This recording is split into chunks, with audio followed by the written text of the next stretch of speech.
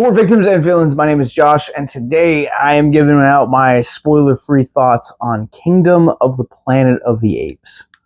If you did happen to miss it, the Abyss Gazing did cover the original Planet of the Apes from 1968 last week with our friends over at Misfit Parade Productions. Go check it out, and we'll provide also link in the show notes below. So this movie takes place couple generations after the Caesar trilogy that we concluded with War of the Planet of the Apes, as we follow our new protagonist, Noah, who has been separated from his family and is on a journey to essentially get them back. I absolutely adore this movie. It made my heart sing as a Planet of the Apes enthusiast and fan. I loved everything about this movie. Now, I do have a couple of gripes with it that I'll get into, but overall, this continues what Rupert Wyatt and Matt Reeves did when they rebooted this trilogy back in 2011, and I am still very excited to see where this story goes following Kingdom.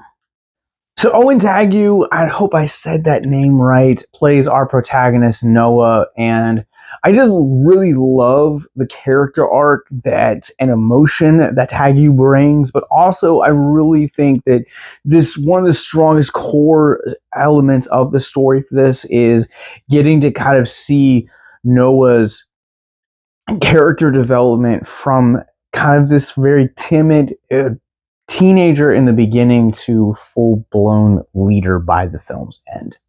I think that comes into play with Tagu's performance, it just being that exceptional, but also I think it comes from the direction of Wes Ball and the script from Josh Friedman. I'm not going to lie, I was very, very nervous with where this franchise was going to end up going following War for the Planet of the Apes, because War felt like a perfect send-off for the Caesar character. I'm excited about not only how Ball and Friedman actually continue the story and continue to enrich the mythology of the franchise as a whole, not just continuing on the current franchise.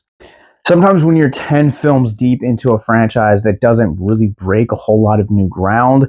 And I think the surprise for me as an Apes fan was seeing how they kind of reinvented certain either aspects of the classic mythology that was set forth in the 60s and 70s, but also at the same time how they kind of also at the same time breathe new life and take the audience for a lot of surprises.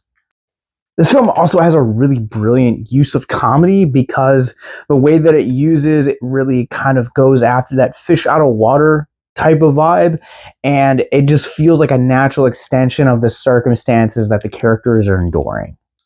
And I'll be honest, it's been a while since we've kind of seen comedy in this franchise. Like, yes, you can talk about the Tim Burton version, and yes, Escape from Planet of the Apes is kind of feels like a straight up comedy, but overall, comedy is not something that this franchise is known for. Comedy is honestly just one of the ways that Kingdom feels so refreshing for the franchise as a whole. I also think it's up to this point, when you look at most of the Planet of the Apes films, most of the characters that we follow end up being older and kind of a lot more like leadership roles, and or are kind of very distinguished within the world of that particular universe. And so when you have a director like Wes Ball, who is coming off of the Maze Runner trilogy, a trilogy that adapted young adult novels into feature films, it only makes sense to really utilize that in the storytelling aspect. So again, we're feeling refreshed with having this kind of like teenager essentially being our main protagonist and following it. And honestly, I think that's such a brilliant way of kind of continuing on that story, because when you look at how Rise started, we follow Caesar literally from a baby chimpanzee up until his beautiful finale in War. And I think if we're going to continuing on, we need something that is going to feel the same way, and I think the way that they approach that with this film does that perfectly. I really love how this film reads. This is one of the longer entries into the franchise of the Planet of the Apes. But with the way that it's paced, nothing ever feels like it drags or that it moves too fast. Like it stays in step, where you get to explore the beauty of the world. You get to explore possible new ideas that are kind of planting seeds for maybe future installments, and or also kind of seeing how this current world interprets the older world, and having to pay homage to the legacy. There are some truly great callbacks in this movie too, that not only pay homage to some of the imagery and themes of the original 1968 film, but also continuing on the legacy that Rupert Wyatt and Matt Reeves did with their Caesar trilogy. I feel like my biggest complaint with this movie is its antagonistic element. I love Kevin Durand as an actor. I have loved and followed his career for the last 20 years. Anytime that he plays a villain to any capacity, you sign me up. I absolutely think he is one of the most underappreciated actors working today, especially when it comes to being a villain.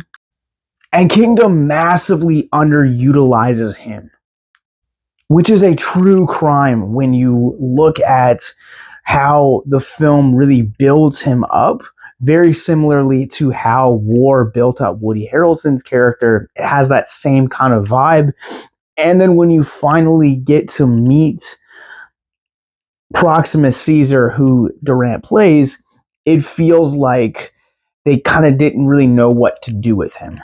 I honestly feel like that's kind of like the biggest letdown of this movie, is that you have such a great actor that really could have taken this character and made him absolutely terrifying, to the level that we saw uh, Koba be in Dawn of the Planet of the Apes, and instead just kind of made him kind of second nature. He feels like a Marvel villain, and that's the biggest crime against this movie.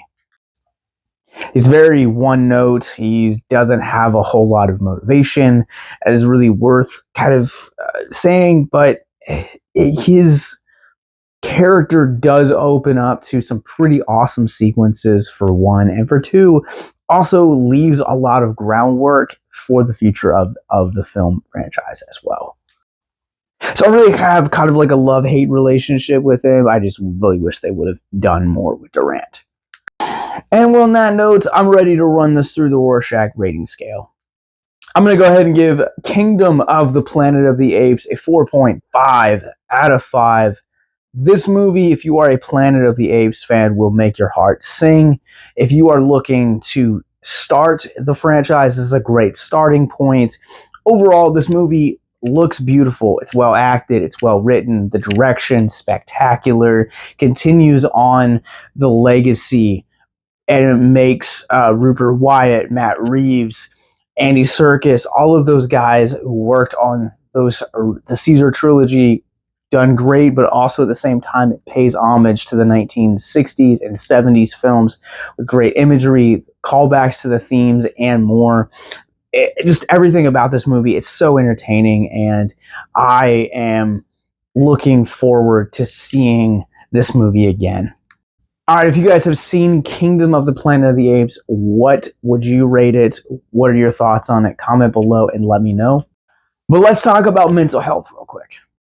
If you guys are new to our content, Mental Health Moment is where we take a theme of mental health out of the film which we're reviewing, talk about it for a few moments in the hopes to deconstruct the stigma surrounding mental health. Honestly, this film handles legacy so incredibly well, not just from a standpoint of paying homage to the films within the franchise that have come before it, with the 1968 and 1970s films, and also the Caesar trilogy, but also at the same time, part of Noah's Ark throughout the course of this is living up to the legacy of his father. Legacy feels like one of those things that affect our mental health that we don't really talk about a whole lot. I think for some of us, there's a level of this life that we feel kind of immortal, or that we don't really want to think about what comes next, or fulfilling the legacy or expectations of those that have come before us.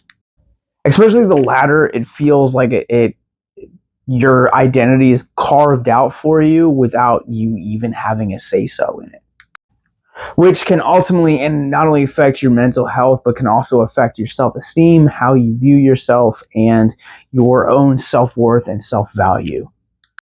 And the thing that I think this film does so beautifully is that in terms of legacy, it showcases what it looks like to follow not only in the footsteps of those that have come before you, and what those expectations really can be and how they can affect your mental health, but also rising above those expectations and carving out your own identity and your own self-worth.